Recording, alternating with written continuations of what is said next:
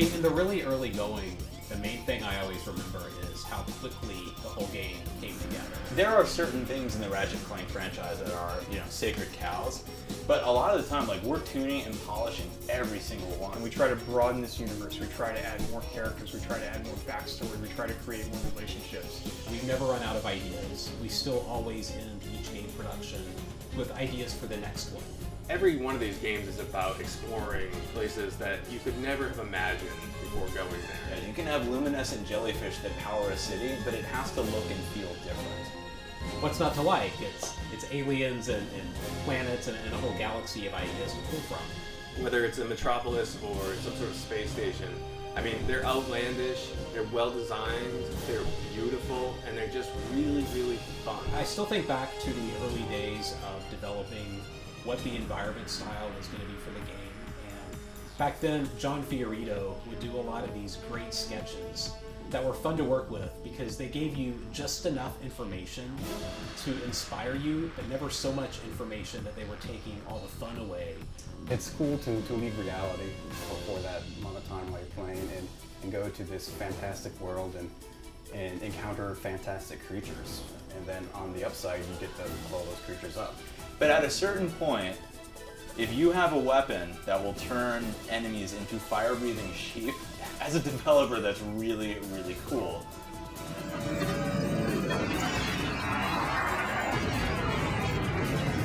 Oh, man!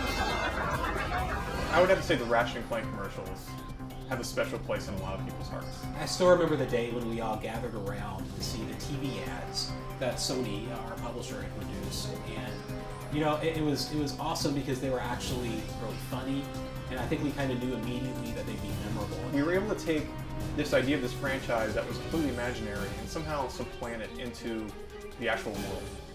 I think a lot of people still identify those early commercials with the first games, and it was certainly a cool moment to see something like that for the first time and realize that these things were going to be on national TV. Probably my favorite, and the one that was banned from television, was the one where the kid puts the inflated dummy on top of a lawnmower, and the lawnmower trucks across the yard, and the mother thinks that it's her son on this lawnmower, and she's screaming after him, and then a truck just slammed. Oh man. My most favorite Ratchet & Clank game would have to be Cluster Duty. I'm having as much fun right now with the competitive mode in Full Frontal Assault. I mean, Crack in Time was just the kitchen sink. It had everything in it that we could possibly put in it. Not only had we made the transition over to PS3 and we got the graphics to a level that we've never had before, the cinematics department really upped their game in every way. To me, that's probably been our most successful marriage of story and gameplay into one great package. We have all the time in the universe.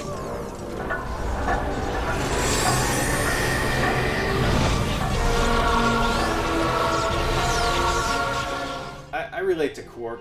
I'm not proud of that. I'm kind of clumsy. I make a lot of dumb decisions. If I could sit down and talk with any character, it would probably be Quark. And I know that may sound like a common answer, but here's actually why. I want Quark to take his gloves off. If I could talk to any Ratchet & Clank character, it would definitely be Angela Cross. There's really only one question anybody wants to know about Angela: are you a Lombax?